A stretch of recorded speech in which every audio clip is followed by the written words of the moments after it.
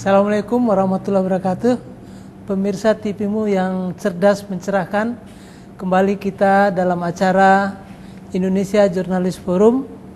Dan kali ini kita akan membincangkan yang baru saja kita banyak ikuti di media massa, yaitu banyaknya aksi-aksi para pekerja atau buruh karena 1 Mei selalu diperingati sebagai Hari Buruh Sedunia. Apakah masalah buruh hanya mengenai aksi-aksi tuntutan dari para pekerja, atau sebetulnya ada lagi yang lebih menarik? Nah, inilah yang akan kita bincangkan. Masalah pekerja tentu saja masalah semua orang, karena kita memang untuk mendapatkan penghasilan bekerja. Nah, pemirsa, bersama saya sudah hadir di depan kita, yaitu pertama Bapak Ahmad Yunus. Beliau adalah Ketua Umum Federasi Serikat Pekerja Sinergi Badan Usaha Milik Negara. Dan satu lagi Bapak Aad Safaat, wartawan senior Lembaga Kantor Berita Nasional Antara.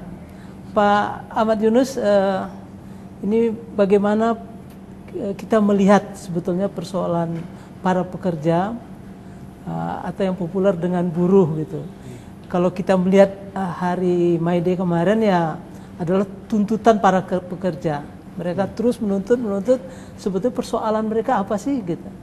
Ya, terima kasih Pak. Jadi sebenarnya masalah pekerja ini tentu kita bisa lihat dari banyak sisi. Yeah. Yang pertama tentu kesejahteraan, itu adalah kunci utama. Bahkan Undang-Undang Dasar kita sendiri memerintahkan agar negara menyediakan lapangan pekerjaan yang layak bagi kemanusiaan. Yeah. Nah, di setiap 1 Mei itu hampir berulang-ulang isu yang diutarakan. Yeah, hapus outsourcing, kemudian hapus upah murah dan lain sebagainya.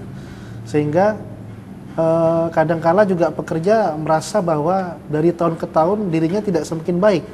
Peningkatan UMK yang rata-rata sekitar 5-7% setiap tahun juga tidak membuat pekerja puas. Yeah. Nah, oleh karena itu mungkin apa yang perlu kita lakukan dari sisi pekerja mungkin saat ini adalah bagaimana sebenarnya kita mempersiapkan diri agar menjadi pekerja atau buruh yang berkualitas tentunya. Nah, pekerja atau buruh yang berkualitas akan meningkatkan daya tawar dia. Yeah. Nah, ketika seorang pekerja memiliki daya tawar, maka perusahaan akan membutuhkan. Nah, restrukturisasi atau misalnya perampingan pekerja, itu yang menjadi objek pertama adalah pekerja yang tidak berkualitas atau kualitasnya menengah ke bawah. Itu Pak. Oleh karena itu kami dari Federasi Serikat Pekerja BUMN itu pertama kali yang kita lakukan adalah bagaimana pekerja BUMN ini memiliki kualitas yang baik, artinya yang siap bersaing. Jadi artinya sebetulnya harusnya para pekerja itu tidak melihat keluar, maksudnya jangan melihat perlakuan yang tidak adil atau penghasilan mereka yang seharusnya mahal dibayar murah gitu, bukan itu? Iya, jadi sebenarnya itu juga bisa kita lihat Pak, artinya perlakuan yang tidak adil itu diperoleh ketika posisi pekerja berada di sisi yang lemah. Iya. Nah, maka kalau orang yang lemah cenderung akan tidak adilkan. Tapi kalau kita misalnya posisi pekerja itu relatif memiliki daya tawar, maka penguasa yang akan berlaku tidak adil pun akan memperhitungkan kita. Oleh karena itu, para pekerja kemudian di Undang-Undang 20 tahun 2001 dibuatlah serikat pekerja untuk berhimpun. Nah, disitulah untuk berhimpun untuk meningkatkan daya tawar pekerja. Jadi kalau ada masalah dia tidak sendirian. Nah, dia akan berhimpun dalam serikat pekerja itu. Nah, masalah selanjutnya adalah kualitas dari pekerja sendiri. Apakah cukup dengan berdirinya serikat pekerja? Tentu tidak. Jadi kualitas dari masing-masing pekerja ini juga menjadi masalah Pak yang cukup serius. Bahkan di banyak BUMN kasus yang kita alami, BUMN besar, Jakarta Lloyd, kita pernah masa kejayaannya. Tapi semakin hari semakin sampai hampir mati segan, hidup segan mati tak mau gitu ya. Ada lagi PT Garam, kemudian soda yang artinya kondisi perusahaan itu sendiri. Kondisi perusahaan disebabkan salah satunya juga oleh pekerja, Pak. Jadi pekerja yang tidak berkualitas. Oleh karena itu kemarin kami tanggal 9 April di Surabaya menyelenggarakan seminar nasional dengan tema mempersiapkan mentalitas pekerja BUMN menghadapi daya saing masyarakat ekonomi ASEAN 2015. Ini mungkin Pak Aat, Pak melihat ke pemberitaan media gitu ya. Kalau kita lihat dari My Day yang baru lewat gitu kan, itu kan dari sisi banyak memang tuntutan itu suasana itu kondisi pekerja gitu, sehingga mereka menuntut. Sebetulnya apa yang dilihat sebetulnya kalau media itu harusnya ini sisi ekonominya atau apanya gitu? Ya, terkait dengan pemberitaan tenaga kerja ya, itu banyak aspek yang dilihat. Tetapi kadang-kadang kan bukan kadang-kadang, lebih seringnya media itu melihat sesuatu yang besar gitu. Kalau ada aksi-aksi yang dilakukan gitu, itu yang disorot gitu. Jadi memang belum sepenuhnya menyorot kepada konten gitu. Jadi kurang membantu bagaimana seharusnya apa yang mereka suarakan, aspirasi apa yang mereka sampaikan, dan itu kurang ditangkap gitu. Dan kemudian juga harus bagaimana setelah aspirasi itu ada, siapa yang harus menindaklanjuti gitu. Jadi dari tahun ke tahun, jadi nampaknya itu aja seperti disampaikan Pak Yunus tadi. Jadi belum ada satu konten yang kemudian ditangkap media, atau misalnya media by proxy ya, meminjam mulut orang lain, anggota DPR atau siapapun yang berpengaruh, kemudian menyampaikan kepada kementerian yang paling pas, yang terkait gitu kan, apa tuntutannya. Kemudian sebaliknya juga dari pemerintah juga barangkali melihat sisi pekerja tuh apa kekurangannya yang harus diperbaiki, apa kayak tadi itu. Barangkali apalagi kita akan menghadapi era di mana berlaku pasar tunggal ASEAN. Jadi masyarakat ekonomi ASEAN Economic Community. Dan ini kalau pekerja tidak siap, tadi secara mental dikatakan tidak siap, maka kita akan dilibas oleh pekerja-pekerja dari seluruh negara-negara di kawasan Asia Tenggara ASEAN. Jadi kuncinya adalah bagaimana meningkatkan daya saing pekerja kita begitu. Oleh karena itu internal kita di dalam negeri itu harus beres dulu permasalahan ini gitu. Jangan sampai ketika masuk di tahun 2005 di akhir 2015 kita masuk pada era masyarakat ekonomi ASEAN, kita nggak siap gitu, nggak siap segalanya. Di internal kita ada masalah, tuntutan kaum buruh, para pekerja juga belum dipenuhi, belum terpenuhi, sementara sudah masuk membanjir nih tenaga kerja dari negara-negara lain. Padahal kuncinya adalah kesiapan, artinya kesiapan mental dan daya saing dari para pekerja kita begitu. Dan masalahnya adalah dalam memasuki era pemberlakuan masyarakat ekonomi ASEAN itu kurang ada sosialisasi dari pemerintah. Jadi sifatnya itu top down. Beda dengan ketika pemberlakuan Uni Eropa. Itu sifatnya bottom up gitu. Dari bawah. Jadi dari bawah di masyarakat ada banyak diskusi publik bagaimana kalau kita membentuk ini gitu kan, difasilitasi oleh parlemennya. Sekarang enggak. Jadi dari atas gitu. ASEAN dari atas kita sepakat untuk menciptakan masyarakat ekonomi ASEAN gitu kan. Dan ini sebetulnya kalau dilihat dari hakikatnya, falsafahnya bahwa sebetulnya kerjasama gitu forumnya itu. Tetapi kan dalam kerjasama ini tidak semata-mata kerjasama kalau kita tidak siap. Nah itu akan celaka gitu. Oleh karena itu sifatnya juga bersaing secara fair gitu. Memang kalau dilihat dari perbincangan antara dunia pekerja dengan pasar bebas ASEAN ini, memang katanya Indonesia bakal dilibas ini gitu. Karena kita belum siap sebetulnya gitu. Belum siap. Bukan hanya dalam hal SDM gitu, tapi juga produk-produk kita yang nanti siap bersaing. Jadi gini, kalau kita nggak siap gitu, itu pekerja asing masuk ke Indonesia lebih banyak gitu. Sementara kondisi pekerja kita sendiri katanya kan kita banjir tenaga kerja, tapi tenaga kerjanya sendiri dalam kondisi yang seperti itu. Gitu. Boleh kita lihat sekarang pun sudah banyak tenaga kerja dari Filipina, akuntan, untuk bahkan bidan gitu kan. Jadi di kantor saya aja di Wisma Antara di gedung itu sudah banyak pekerja dari negara-negara ASEAN. Apalagi nanti gitu kalau sudah berlaku itu. Nah oleh karena itu saya kira poin yang paling penting adalah pemerintah, khususnya dalam hal ini adalah Kementerian Luar Negeri dan Kementerian Kominfo barangkali harus betul-betul sejak sekarang secara intensif mensosialisasikan apa yang harus kita siapkan untuk menghadapi era pemberlakuan masyarakat ekonomi ASEAN gitu. Dan sampai sekarang saya kira para pemimpin ASEAN itu mereka sendiri masih galau gitu. Apa indikatornya bahwa era MEA ini akan diterima gitu. Jadi belum ada penelitian yang serius yang untuk menggali informasi sejauh mana penerimaan masyarakat seluruh ASEAN terhadap program ini gitu. Karena sifatnya top down tadi itu. Di Eropa sekarang aja itu Uni Eropa sudah terancam bubar gitu. Karena beberapa negara itu sudah ada semacam referendum, kita teruskan atau tidak gitu. Sudah ada beberapa negara yang tidak setuju gitu. Jadi masalah pasar bebas sendiri itu sesuatu yang masih bukan kalau kita mau menerapkan, tapi di luar itu sudah masuk kepada evaluasi, kayaknya ini gagal gitu. Bukan, jadi di kalangan pemerintahan negara ASEAN sendiri itu mereka sendiri masih belum yakin gitu sejauh mana penerimaan masyarakat terhadap program ini gitu kan, dan sosialisasi juga belum berjalan, belum berkembang.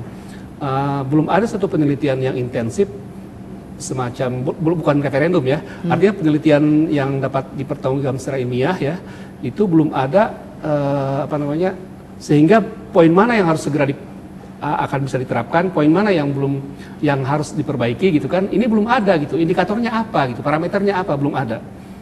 Nah, saya kebetulan bertemu dengan Menlu juga ya, kemudian juga dengan Direktur ASEAN di Kemlu, itu mereka sendiri mengakui mengakui bahwa memang belum ada penelitian sejauh mana masyarakat menerima program ini, kan sifatnya top down tadi itu.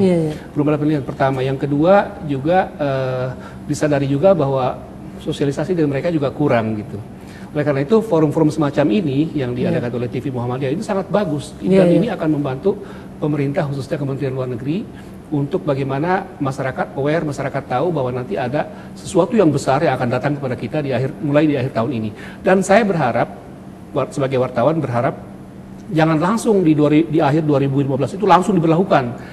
Paling tidak para pemimpin kembali bertemu, kemudian mengadakan diskusi publik gitu kan, kemudian dijabarkan ke bawah, ada turunannya gitu kan, dan di situ jadi di akhir tahun 2015 itu minimal ada diskusi dulu, jangan sampai langsung kepada penerapan. Nah, baru di semester pertama di tahun 2016, nah mulai berlaku pelan-pelan, bertahap gitu, jangan sekaligus, akan kaget nanti masyarakat. Kalau Pak Yunus sendiri, ini masa tantangan MEA ini di kalangan dunia pekerja ada nggak ini? Jadi sebenarnya MEA ini kan sebenarnya memperluas persaingan kita. Jadi pada prinsipnya manusia itu pasti bersaing, dari awal diciptakan dia sudah bersaing. Akan tetapi MEA ini kita melihat bahwa momentum MEA ini adalah naik kelas. Naik kelas kita. Cuman sebelum kita naik kelas tentu ada pelajaran. Pelajaran inilah yang tidak didapatkan seperti Pak Aat tadi sampaikan. Jadi harusnya sebelum ujian pemerintah memberikan sosialisasi, meregulasi seperti apa agar kita terlindungi pekerja, baik pekerja Indonesia yang di sini maupun pekerja Indonesia yang akan nanti ke luar. Pemirsa, menarik sekali membincangkan masalah pekerja dalam era masyarakat ekonomi ASEAN. Nanti akan kita lanjutkan setelah yang berikut ini.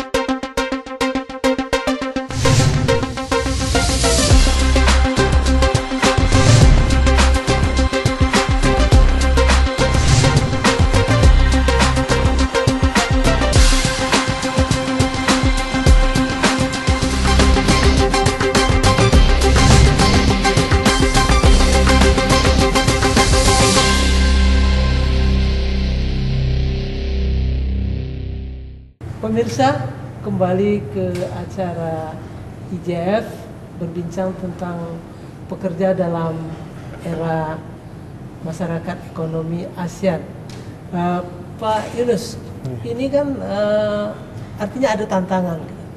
Kalau dari Serikat Pekerja Pak Yunus ini tantangan-tantangan apa sih yang dihadapi para pekerja gitu dalam suasana yang katanya kita mau bersaing dengan negara-negara ASEAN, pekerja kita. Iya, baik. Terima kasih Pak. Jadi sebenarnya permasalahan di pekerja BUMN saat ini adalah dia masih memposisikan dirinya pekerja seolah-olah berseberangan dengan manajemen, direksi. Nah, ini akan memasung kita dalam menghadapi era globalisasi, era masalah ekonomi ASEAN tentunya, untuk bersaing selama kita di dalam masih eker-ekeran. Makanya karena itu Federasi Serikat Pekerja BUMN, Sinergi BUMN mengajak untuk kita reposisi deh. Ini kita sudah masuk masyarakat ekonomi ASEAN. Saingan kita bukan kamu dan aku lagi, tapi orang-orang lain yang di luar, kita dari luar. Istilahnya ayo kita sama-sama terbuka, apa yang kita mau kita sampaikan sama-sama. Karena apa? Kalau kita tidak segera mempersiapkan diri, kita akan terlibas. Kita hanya menjadi pasar. Betul. Bagi negara-negara lain untuk berkembang di sini, sementara kita tidak ekspansi ke sana.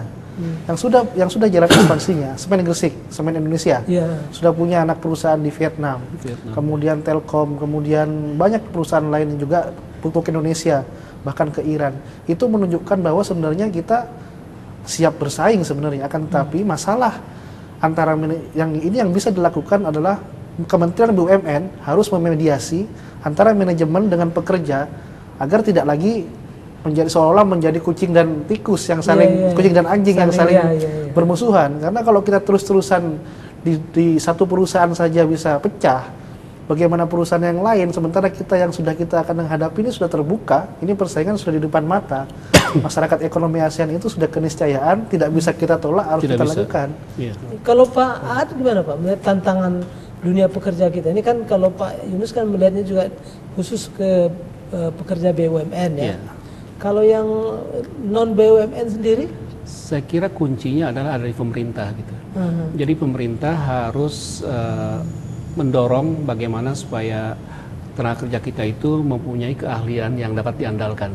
Karena nanti arusnya itu adalah perpindahan dan masuk keluarnya tenaga kerja yang ahli gitu. Seperti misalnya akuntan, dokter, dosen gitu kan. Jadi oleh karena itu saya mendukung ketetapan dari Kementerian Tenaga Kerja bahwa nanti pada era masyarakat ekonomi ASEAN itu sudah ada 2 ketentuan. Jadi supaya membatasi supaya jangan terlalu mengalir drastis ke Indonesia gitu kan. Pertama adalah berarti nggak bebas lagi dong, ada protek jadi juga. Ketentuannya yang memang rasional gitu. Pertama adalah bahwa mereka yang tenaga kerja yang masuk ke Indonesia itu harus mengerti bahasa Indonesia. Itu yang pertama.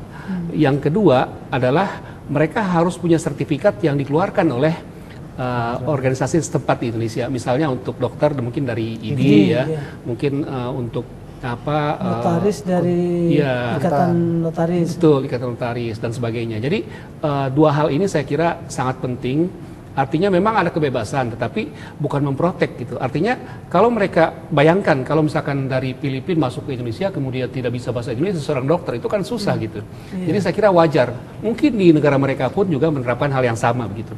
Oleh karena itu saya kira pemerintah Indonesia itu harus juga menyiasati itu ya dengan mengantisipasi. Nah, yang paling saya mengagetkan adalah ketika Ketua IWAPI, Ikatan Wanita Pengusaha Indonesia, Nita Yudi datang ke Vietnam bulan lalu, itu ternyata di Vietnam itu sudah banyak orang belajar bahasa Indonesia gitu. Jadi mereka siap untuk masuk ke Indonesia karena dibayangkan kita adalah negara terbesar di Asia Tenggara. Jadi negara yang pasar yang paling besar. Iya betul. Jadi katanya dari 10 negara ASEAN itu potensi yang bakal diserbu banyak itu Indonesia. Indonesia. Jadi jangan sampai seperti dikatakan Pak Yunus tadi, kita hanya menjadi pasar gitu. Betul. Pasar produk, kemudian pasar jasa, nanti pasar tenaga ahli gitu. Tenaga kerja gitu. Jadi seperti itu. Artinya apa namanya? Boro-boro kita mau bersaing keluar gitu. Betul. Untuk melindungi diri kita sendiri dari serbuan pasar bebas itu sendiri nggak ini. Iya, tadi saja disinggung Pak Yunus ya, bagaimana seorang sarjana lulusan perguruan tinggi Indonesia ternyata di Singapura ya tidak dihargai. Mungkin bisa dijelaskan itu bagaimana itu. Ini masalah besar. Jadi ini dari teman-teman dari PGN, dari BUMN yang lain itu ada seorang sarjana lulus perguruan tinggi terkemuka di Jakarta, kemudian dia melamar kerja di Singapura, ijazahnya tidak diakui.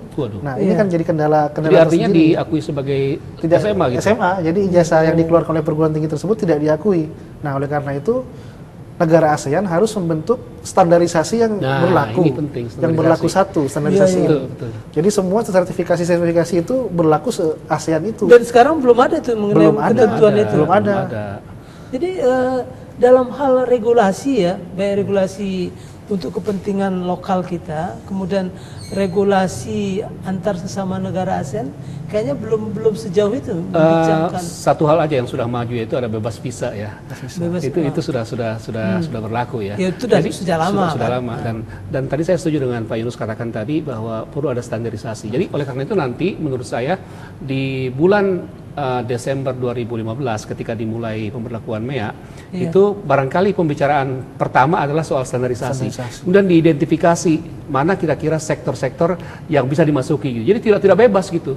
Jadi harus ada batasan misalnya kedokteran, kemudian perguruan tinggi misalnya gitu kan. Kemudian apalagi ya banyak hal ya.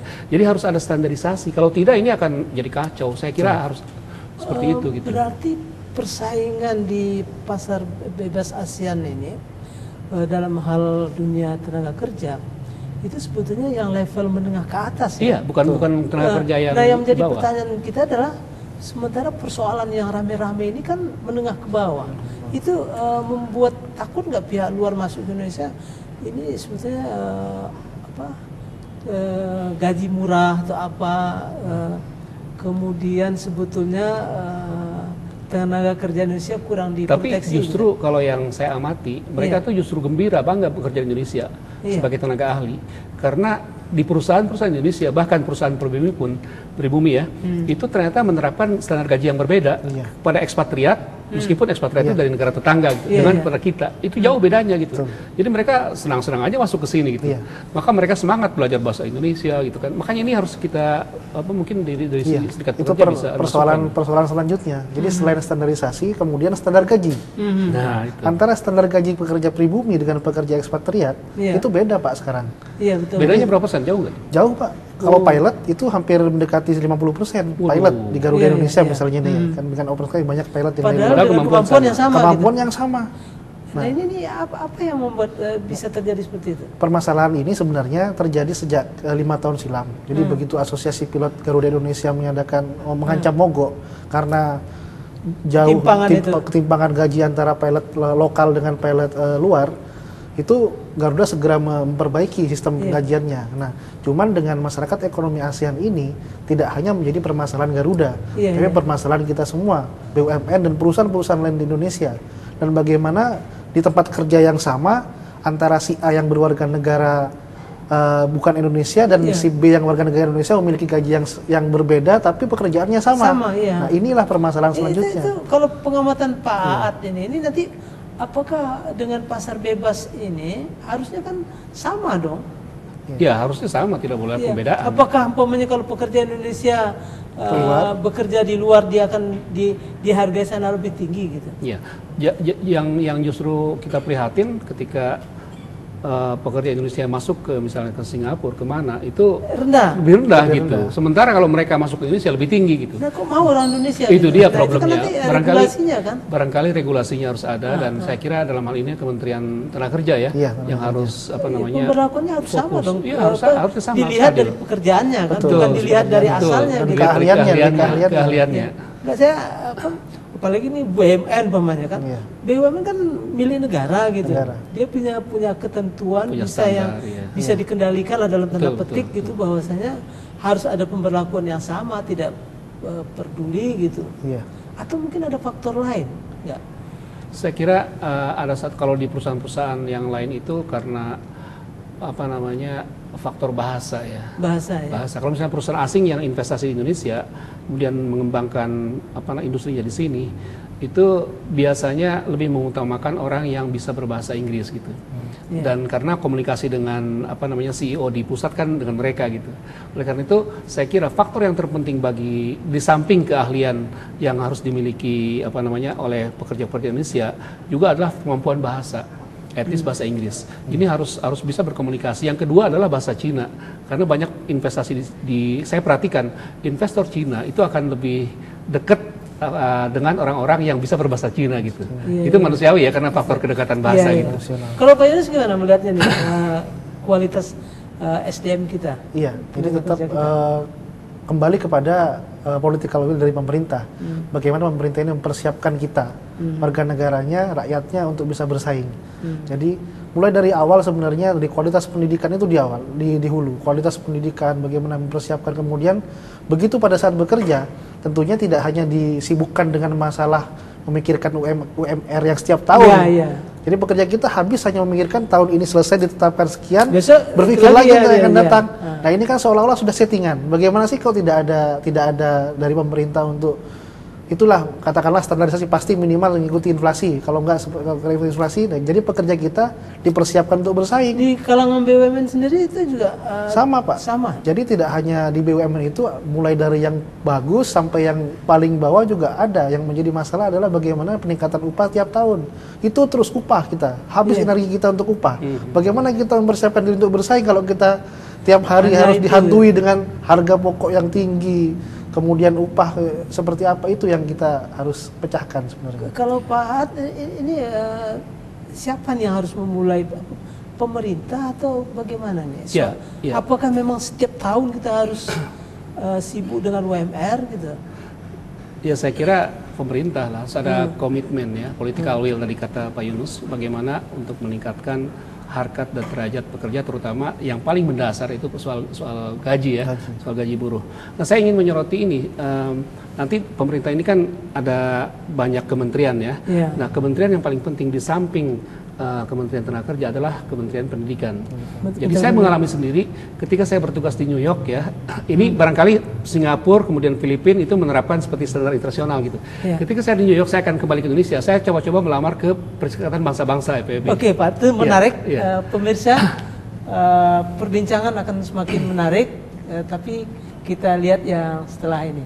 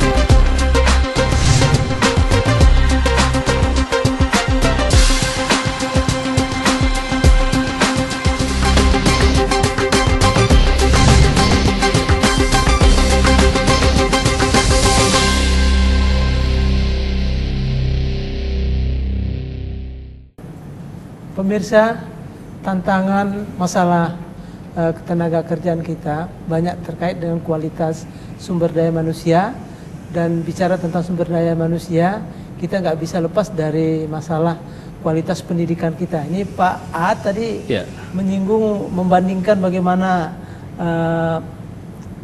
tenaga kerja yang harus bekerja ketika bersaing dengan antar negara. Saya kira pemerintah Singapura, kemudian pemerintah Malaysia, Filipina itu menerapkan seperti juga standar yang berlaku di di Amerika begitu. Jadi lulusan perguruan tinggi di kita itu S1 dianggapnya undergraduate gitu. Nah, saya ketika punya pengalaman ketika bertugas di New York berakhir tahun 98, iseng-iseng saya melamar di markas besar PBB di New York ya. Dan ada pengantar dari Dubes Indonesia di New York, Pak Makarim Wibisono. Kemudian diberikan surat kepada Madam Safiknyi, itu Deputi Sekjen PBB bidang informasi ya, dan sudah di ACC, sudah siap masuk gitu kan. Ternyata diteliti lagi oleh administrasi, ini katanya undergraduate, jadi gak layak gitu. Jadi harus hanya karena faktor pendidikan. Betul, jadi itu baru strata ya, belum diukur kualitasnya seperti apa. Gitu. Jadi dilihat dari itu aja udah tersingkir. Makanya saya pikir wajar orang Indonesia tersingkir di UN gitu kan, karena pendidikan tadi itu. Yang kedua tentu faktor bahasa. Maka saya menekankan di sini pentingnya Kementerian Pendidikan ini harus bicara dengan Kementerian Pendidikan di negara-negara ASEAN lain gitu, supaya ada standarisasi tadi itu. Jadi artinya strata 1 di sini dengan di luar itu harusnya sama gitu. Harusnya sama. Jadi kan memang keahlian apa namanya, memang itu apalah artinya ijazah, tapi itu penting gitu, bukan apalah artinya, malah itu sangat penting gitu. Kalau pengalaman di ini gimana Pak, di pekerja BUMN mengenai kualitas pendidikan? Iya, jadi sebenarnya sama Pak. Jadi sekarang ini dengan adanya tidak hanya setelah MEA, jadi sebenarnya BUMN itu sangat terbuka terhadap pekerja asing. Tidak hanya pekerja di sektor tenaga ahli, tapi sampai CEO, ada direktur-direktur BUMN juga yang orang asing.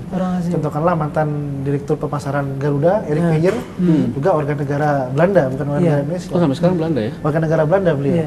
Nah, pertimbangannya kualitasnya lebih gitu atau gimana? Seperti itu kembali ke prioritas hak prerogatif dari Menteri BUMN untuk menunjuk. Artinya apa? Perusahaan kita sebenarnya sudah terbuka terhadap mereka. Tinggal bagaimana kita untuk mendesak negara-negara ASEAN yang lain agar orang-orang kita diterima. Tidak hanya yang diterima kalau kita fokus tenaga kerja kita BNP 2 TKI hanya fokus pada yang level informal.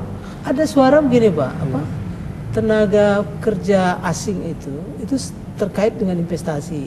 Jadi umpamanya kalau negara tersebut, negara dari pekerja itu seperti Jepang atau apa gitu, banyak menanamkan investasi di sebuah bisnis gitu atau proyek gitu. Maka itu harus ada ketentuan memakai tenaga kerja dia gitu. Salah satunya itu Pak yang jadi alasan kenapa Eric Meyer jadi direktur Garuda. Ternyata untuk membuka penerbangan ke Eropa. Tapi setelah Eric Meyer jadi direktur Garuda tidak ada pertumbuhan signifikan sehingga beliau pada saat RUPS terakhir diganti Pak. Karena tidak signifikan ternyata. Nah itulah yang akhirnya diganti beliau. Semua sekarang Garuda orang Indonesia, warga negara Indonesia semua. Karena tidak ada kepentingan investasi. Tidak ada kemajuan ternyata, tidak ada peningkatan. Karena dia buka tutup penerbangan ke Eropa, Garuda diangkatlah direktur dari orang Eropa, dari orang Belanda. Tidak ada perkembangan. Akhirnya RUPS selanjutnya memutuskan ya udah Indonesia aja semua. Itu perusahaan-perusahaan swasta kan demikian juga Pak ya? Apa namanya? Kalau umpamanya Sony, kalau umpamanya Panasonic, otomotif gitu, kenapa banyak orang asingnya ya? Karena memang faktor kepemilikan saham juga gitu. Iya, betul. Tapi kalau misalnya tenaga kerja Indonesianya itu memang punya keahlian yang mumpuni, itu saya kira memang tidak ada masalah. Ambil contoh misalnya, walaupun ini memang di luar ASEAN ya, kita tahu kan sejarah kan Pak Habibie ya pernah menjadi deputy CEO di perusahaan besar penerbangan industri pesawat terbang di Jerman, membawahi ribuan itu orang-orang Jerman gitu. Jadi menurut saya faktor terpenting memang pemerintah dan pengusaha ya, pemilik perusahaan investor di Indonesia itu harus juga bukan semata-mata mencari keuntungan ya, tetapi bagaimana juga turut meningkatkan kemampuan atau keahlian dari pekerja itu sendiri. Harus ada keberpihakan. Harus ada keberpihakan, betul sekali. Dan ini memang terkait dengan ya untuk memberikan seluas-luasnya peluang bagi orang Indonesia. Khususnya bagi perusahaan-perusahaan nasional itu bukan semata-mata mencari keuntungan. Tadi ada faktor nasionalisme yang harus dikedepankan. Jadi ada idealisme untuk meningkatkan kesejahteraan. Kalau kita bisa mengatasi tantangan di depan tadi yang dikatakan oleh Pak Yunus di lingkungan ASEAN, saya kira justru ini peluang yang sangat besar bagi kita.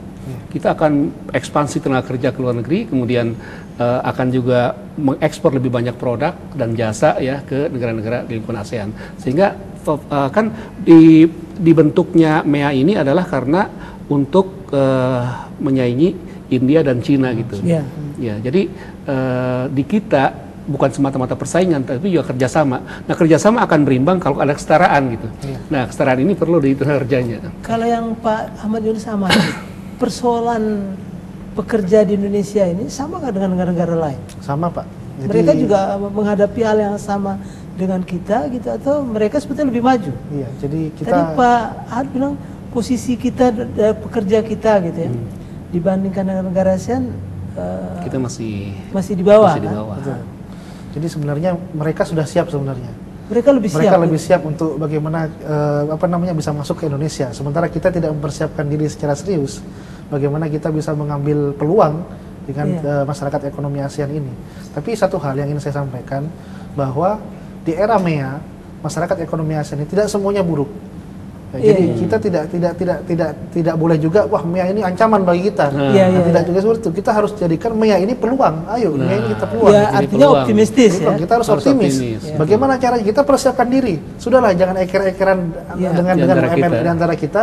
Ayo kita persiapkan diri, mau nggak daripada begitu. Dari sisi pekerja seperti itu, pekerja tentu tidak mau dipimpin oleh orang luar. Kalau tidak mau kita persiapkan, ayo bagaimana perusahaan kita kejadian kerjasama dengan baik antara direksi dan pekerja dan lain sebagainya, termasuk yang lain. Nah, pengalaman saya kemarin di Inalum, Pak. Inalum ini BUMN yang bungsu, ya, betul, baru dilepas oleh Jepang.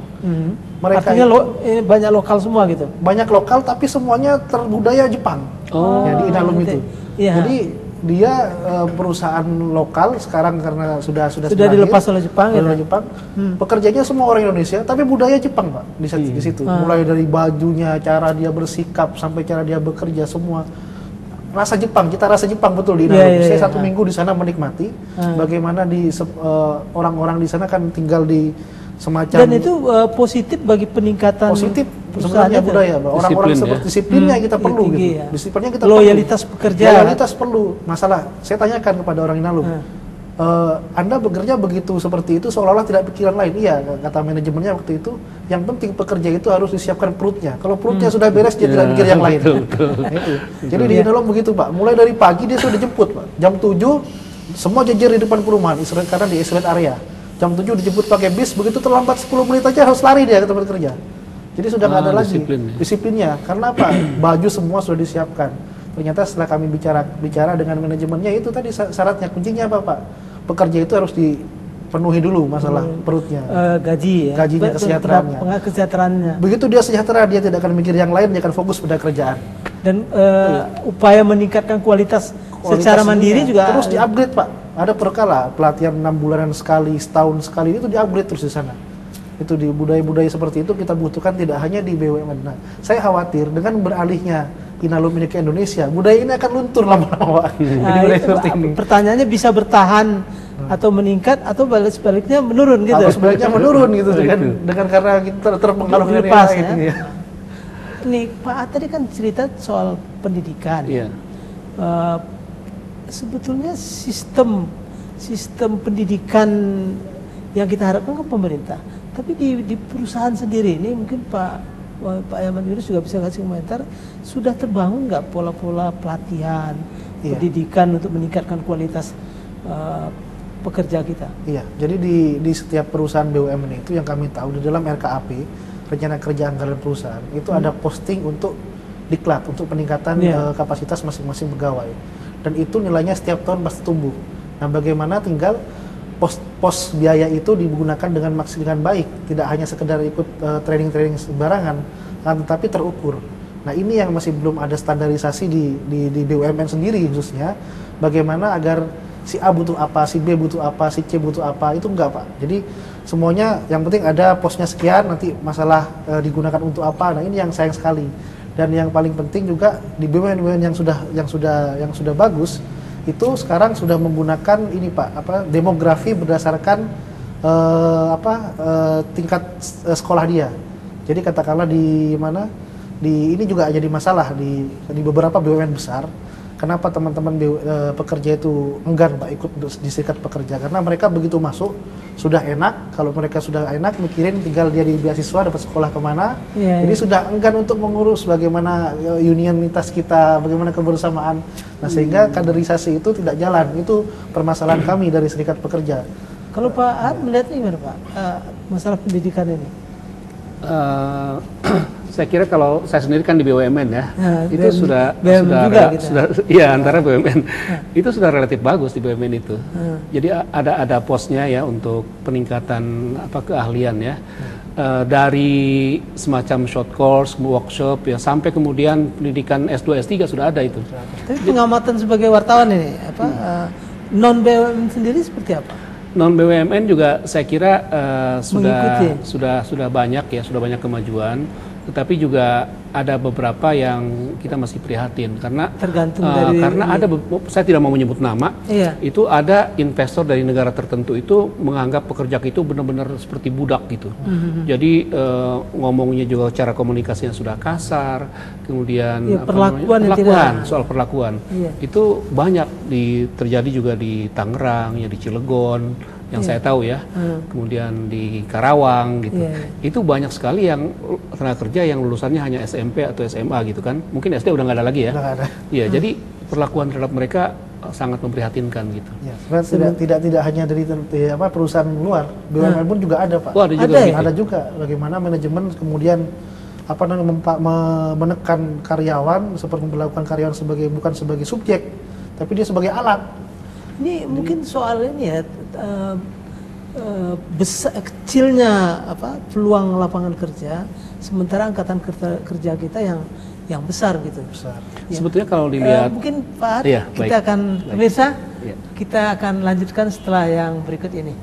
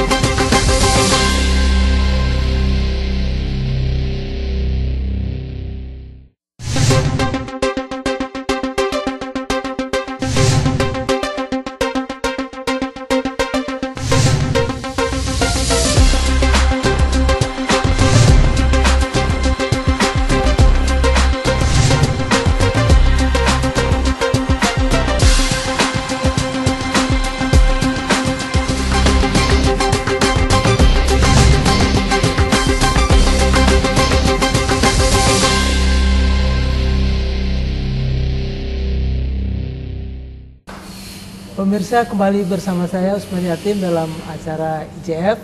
Kita lanjutkan perbincangan seputar pekerja di era masyarakat ekonomi ASEAN. Tadi terputus menarik Pak Aad, persoalan tenaga kerja itu sangat terkait antara peluang kerja dengan jumlah angkatan kerja kita gitu. Nah, kita akui angkatan kerja kita besar gitu. Bahkan sudah lama kita melihat pekerja kita jangan hanya melirik di Indonesia, kalau pergi kalau perlu keluar gitu kan. Ya, tapi begitu cerita keluar kan yang terkenal itu kan TKI, TKW, kemudian kondisinya yang menyedihkan. Nah ini mungkin Pak Ad, ini pemberitaannya seperti apa nih, kondisi di luar tenaga kerja kita? Gitu. Kalau soal itu saya terkesan dengan Filipina. Jadi mereka itu mengirim tenaga kerja keluar itu yang setingkatnya bukan pembantu ya. Jadi setingkat punya keahlian kayak bidan, akuntan, kemudian dokter. Dan saya ketika pertama kali ke luar negeri ya, pertama kali jadi wartawan ke Kanada waktu belajar di sana di Vancouver, itu kaget. Itu banyak orang Filipin gitu, pekerja di hotel. Di Vancouver di Kanada. Kanada ya. Iya. Jadi artinya ternyata setelah saya tanya-tanya, mereka itu ternyata faktor bahasa yang diutamakan. Bahasa Inggris. Selain skill ya? Iya, jadi di luar dari skill ya, itu faktor bahasa. Jadi oleh karena itu menurut saya di Indonesia itu perlu ditekankan bagaimana pentingnya pekerja kita yang pekerja ahli ya, untuk bisa berbahasa Inggris. Jadi karena komunikasi, bukan kita mendewakan bahasa Inggris, tapi itu kan suatu keharusan ya, suatu bahasa internasional yang juga berlaku di kalangan negara ASEAN. Nah kalau ke depan barangkali karena Indonesia adalah rumpun Melayu dan kita juga punya bahasa Melayu yang dipakai di Brunei, kemudian di Filipina Selatan, Thailand Selatan, itu saya kira ke depan bisa juga bahasa Indonesia menjadi besar gitu. Dan sekarang kita bersyukur banyak juga dari negara-negara ASEAN itu yang lain ya, itu yang belajar bahasa Indonesia, bahkan sudah mengirim mahasiswanya ke Indonesia. Itu sudah banyak, ada di UGM, ada di Unpad, ada di UI gitu. Mereka lebih siap gitu, dengan siap memberikan kemampuan berbahasa. Nah, tinggal bagaimana sekarang kesiapan kita untuk mengirim tenaga kerja dengan kemampuan bahasa yang juga mumpuni gitu. Nah, dari sisi media massa barangkali juga kalau di Singapura itu, dari Malaysia juga, bahkan di Vietnam itu juga memang tidak dibolehkan adanya demonstrasi gitu kan. Kemudian koran juga tidak bolehkan bebas seperti di Indonesia, karena sekali kita memberitakan hal yang misalnya menyeramkan tentang street demonstration itu investor akan takut gitu. Nah oleh karena itu barangkali memang di Malaysia kan kerajaan nggak boleh. Singapura ada ketentuan itu pers tidak boleh memberitakan demo-demo yang kira-kira kayaknya kalau di Indonesia nggak mungkin tuh, karena kita kan nggak menganut. Maksud saya faktor dari pemerintah setempat itu memang sudah bisa mensejahterakan karyawannya gitu, sehingga memang di samping ada batasan, media sendiri akhirnya tidak bisa menyorot itu karena memang tidak ada gitu, tidak ada demonstrasi. Nah, oleh karena itu pemenuhan hak mendasar para pekerja di Indonesia memang harus segera dipenuhi gitu. Upah buruh itu harus bagus. Itu dengan sendirinya street demonstration itu akan berkurang gitu. Ya. Ini kembali ke soal tenaga kita yang keluar ya. Ini kan seharusnya pasar bebas ASEAN ini kan momen ya, walaupun skala masih regional istilahnya. Untuk kita yang seperti kata Pak A tadi, meningkatkan kualitas antara lain bahasa dan keterampilan. Tapi kan selama ini ceritanya kita ini kan ekspor tenaga kerja selalu yang rendah gitu. Kasus-kasus sampai berapa yang harus mengalami eksekusi mati itu kan semuanya tenaga kerja yang kualitas rendah. Ini apa yang menjadi, apakah memang keseriusan pemerintah atau memang saya kira harus ada regulasi pengiriman tenaga kerjanya sendiri? Harus ada pemikiran brilian dari pemerintah supaya tenaga kerja yang rendah itu keahliannya rendah itu jangan lagi dilakukan. Harus ada betul-betul moratorium lah. Karena kita harus kebijakan yang tegas. Tegas. Kita harus membandingkan begini. Katanya mohon maaf, para pembantu itu memberikan devisa besar ya ke negara. Tetapi setelah saya tanya-tanya kepada beberapa pekerja yang sudah pulang ke Indonesia, ternyata paling mereka seminggu bisa mengirimkan satu bulan ya, itu bisa mengirimkan hanya sekian ratus dolar gitu ya, satu pekerja gitu. Tetapi ketika ada tenaga kerja kita mau dipancung di luar negeri, misalnya di Saudi Arabia, pemerintah harus mengeluarkan 20 miliar satu orang bisa gitu. Jadi sebetulnya nggak ada untungnya gitu bagi devisa, karena kita sendiri akan keluar lebih banyak gitu untuk menebus orang-orang yang bersalah itu. Jadi harus ada penataan ulang, pengkajian ulang terhadap pengiriman tenaga kerja kasar. Itu kan klasik ya, dari dulu penataan ulang. Saya udah ingat sejak kayaknya 30 tahun yang lalu. Harus ada langkah berani nih pemerintahan Jokowi sama gitu. Kok nggak ada perubahan gitu. Itu dia. Dalam hal ini ya, kita tetap melihat kayaknya karena penduduk kita besar dan angkatan kerja rendahnya besar, solusinya memang biarin aja dia ini gitu kan, keluar gitu. Mestinya memang bisa begitu, tetapi keahliannya benar-benar harus. Bayangkan orang dari kampung kemudian masuk ke Saudi, peralatan rumah tangganya serba modern, bahasa nggak bisa, ya jadi susah kita mau bagaimana.